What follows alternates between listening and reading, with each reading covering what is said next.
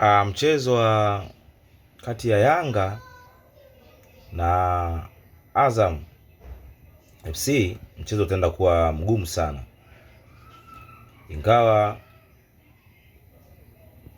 Yanga inapewa nafasi kubwa ya kushinda, lakini Azamu nao wapo vizuri siku zote. Anayekimbia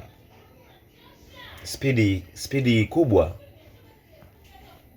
angalia na anayekukimbiza.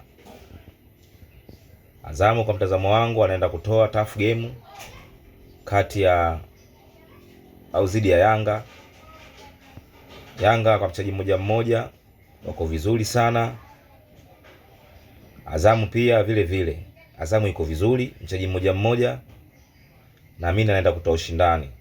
Azamu hato rudi nyuma, na mimi Azamu hatoenda kwa kuiogopa Yanga kudefense, ataenda kushambulia, ana muda wa kupoteza.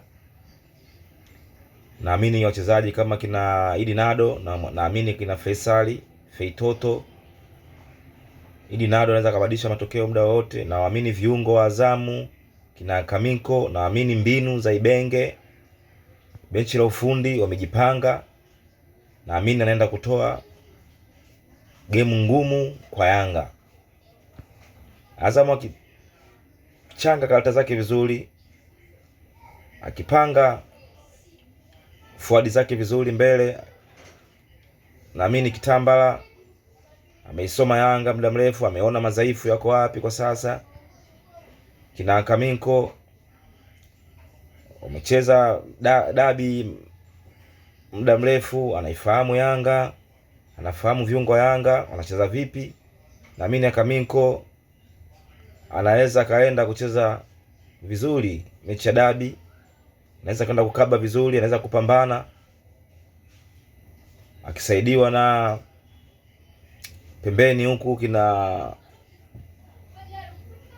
Zaidi, kina Diakite, kina Zidani, wakipitishia Kitambala mipira ya chini. Kitambala kwenye mipira ya juu, pasi za juu, Kitambala sio mzuri sana, ila kama atapitisha mipira ya chini, basi Kitambala anaweza kwenda kuadhibu Yanga. Kwenye mipira ya kona, Kitambala yuko vizuri sana. Kitambala anaweza kabadilisha matokeo, anaweza kaamua game endapo watamtumia kwenye kona, endapo Azamu atatumia free kick atakazozipata.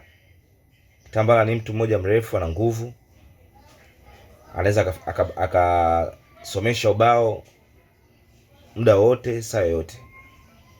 Naamini Azamu, namwamini Ibenge, naamini benchi la ufundi la Azamu wamejipanga kwenye mechi hii, hawana cha kupoteza. Azamu kama atachanga karata zake vizuri, sina shida naye, anaenda kudominate game vizuri na anaweza katoka na ubingwa, ingawa Yanga wapo vizuri zaidi, ila naamini Azamu anaenda kuibuka na ubingwa kwa jinsi Azamu anapocheza sasa, jinsi Azamu ilivyobadilika. Azamu imekuwa timu tishio kwenye ligi hii yetu ya Tanzania. Naamini Azamu anaenda kupata matokeo mazuri akienda kwa kushambulia. Azamu hataki kudefense. Kidefense anampa mwanya mchezaji wa Yanga. Mchezaji wa Yanga mmoja mmoja ni wajanja. Lolote linaweza likatokea. Lolote kama anafanya masiala wanaweza kaadhibiwa. Sasa hivi tukisema Yanga forward wao Depu yuko vizuri, analijua goli. Kwa hiyo Azamu akienda kwa kusema ngoja ni defense, basi Depu anaweza kawaadhibu. Ila akisema ngoja nikacheze mpira, basi naamini kabisa Azamu anaenda kuibuka na ushindi na pointi 3 mkononi.